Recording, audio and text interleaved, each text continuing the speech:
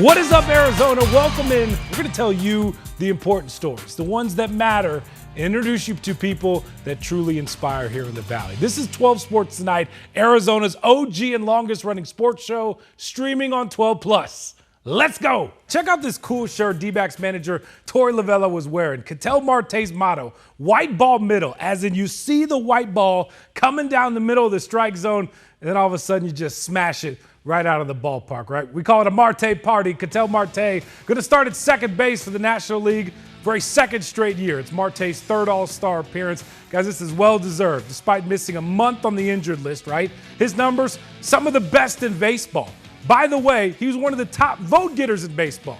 The All-Star Game is July 15th in Atlanta. Here's the reaction inside the clubhouse. Ketel Marte. Thank you guys. What you guys doing for me, the support, it was incredible. And you're all my family. It's incredible what I've been doing. I've never give up. I was out for 1 month, but I just work hard every day. He is, in my opinion, the best second baseman in the National League. He is still growing and learning and getting better. But overall, I think he's a household name. You go on the East Coast, you're going to see people that know Ketel Marte now for sure. Yeah, you tell him, Skip. Hey, GCU has its first All-Star. Former Lope standout Jacob Wilson going to start at shortstop for the American League. He's the first fan-elected rookie to ever start at All-Star Game.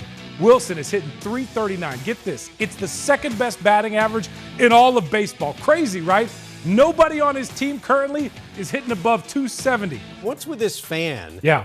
How many times has he been involved in an incident like Mark, he said on the radio this morning, it's like 9+. So, the team, they had to do something.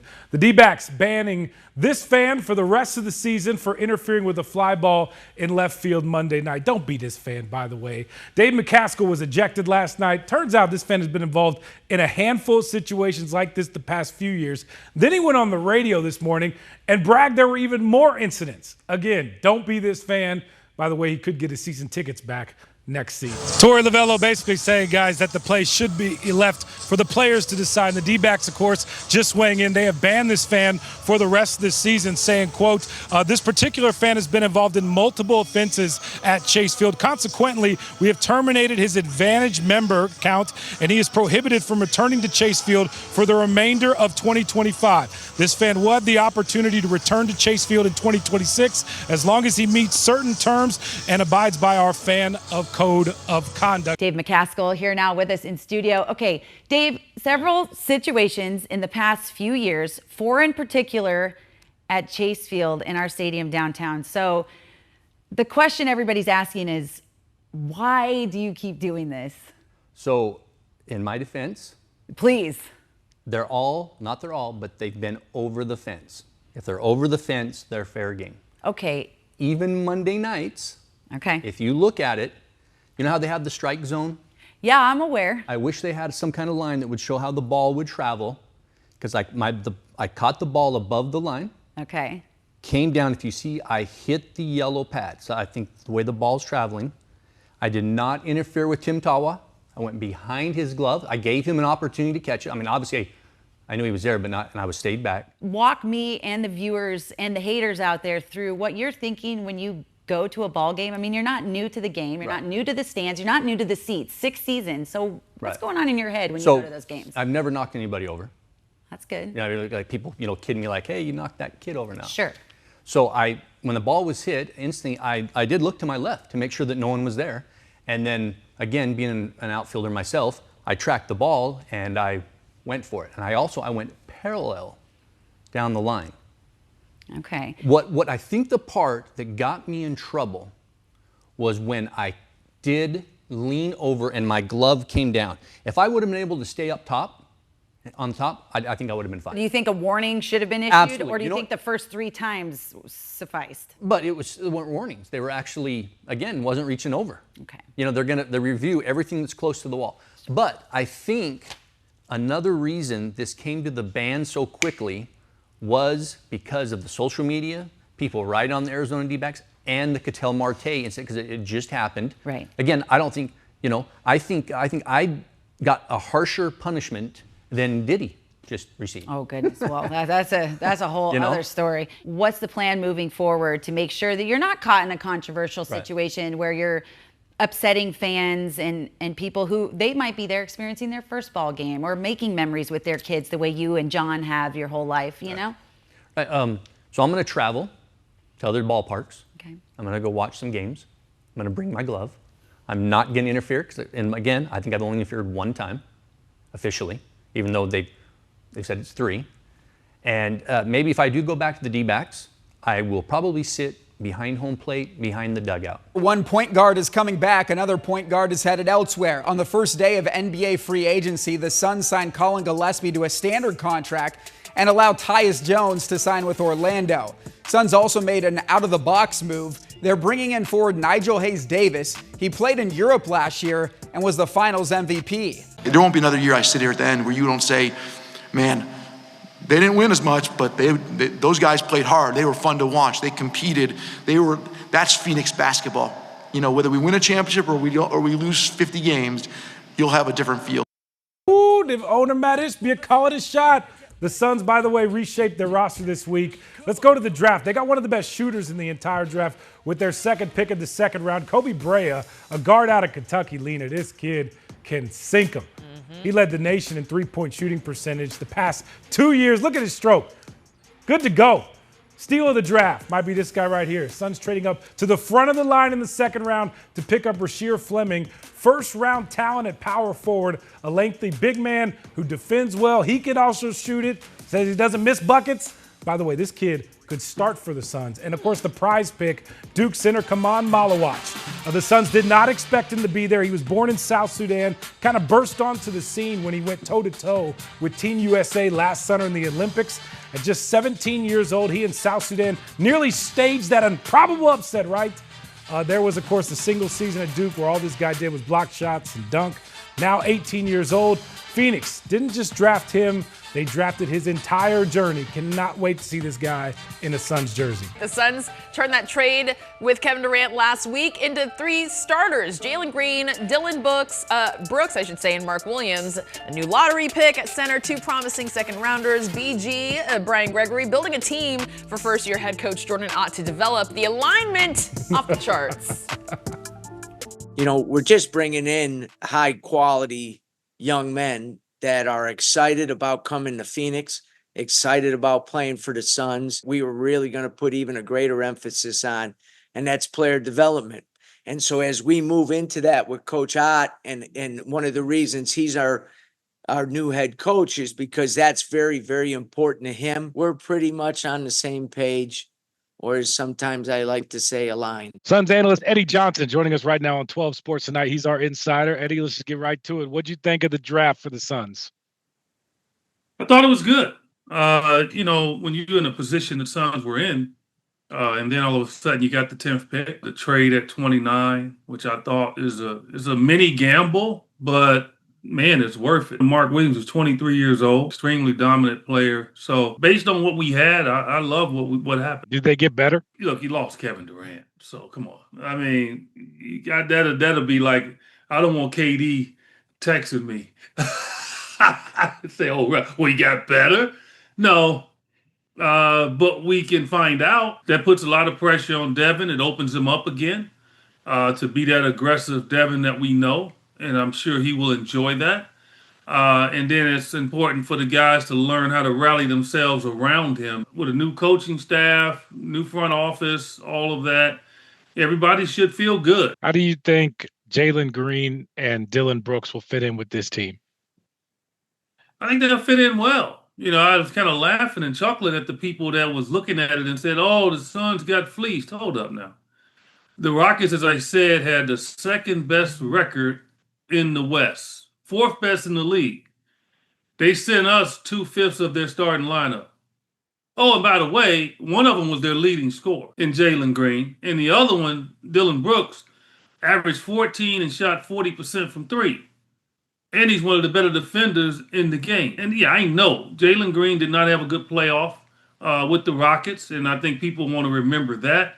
But I can go back in history and find tremendous players that did not play well in the playoffs. So I'm not going to just judge a player on that. He's one of the better athletes in this league. He can flat out shoot. I heard he's a gym rat. And I'm expecting like a prove him wrong year from Jalen Green. And then Dylan Brooks, Eddie, is that guy that the Suns were missing that toughness. I think we talked about that all year. They just didn't have that guy that would stand up for the entire team. They got that guy now. Yeah. I mean, you know, people say stuff like, oh, you know, when the Suns got him, I heard some people talking about, well, he plays dirty. Good.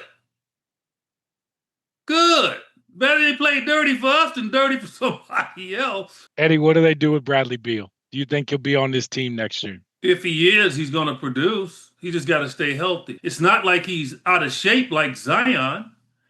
It's not like he shows up fat like Luka. The guy's got one of the best bodies on the team. So it doesn't tell me that he's not taking care of himself.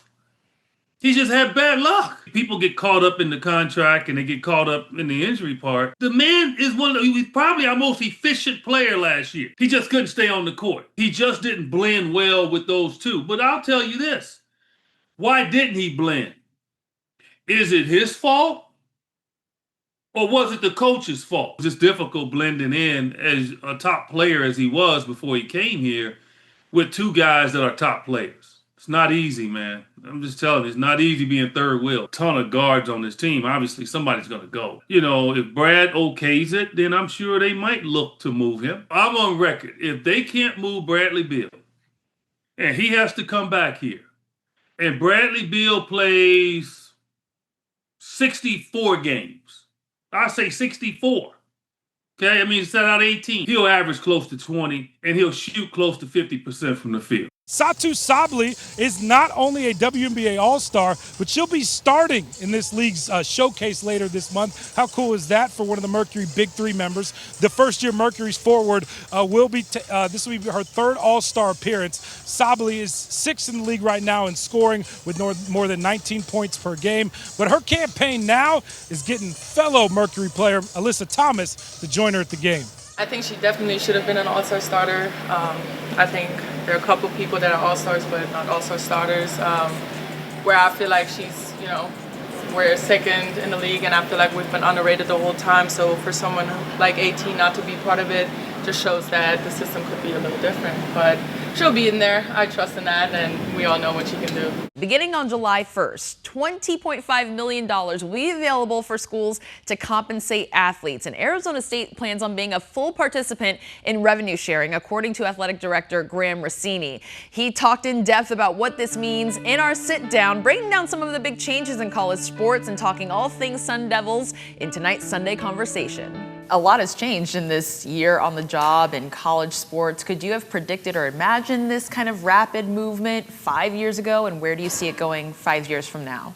Yeah, I think the future crystal ball is still impossible to find. Nobody's been yet effective at that, but I do think we've got clarity on the environment moving forward. And so that just allows us to really design where our department's going next. It really doesn't change for what we started to do last summer. We want to connect, we want to build relationships, we want to create world-class experiences for our fans in the spirit of resourcing our athletes. We've got 600 athletes from all over the world, and the Sun Devil Nation has come together to invest in them and bring this energy that we're all feeling across the valley. It's been such a powerful thing to be a part of.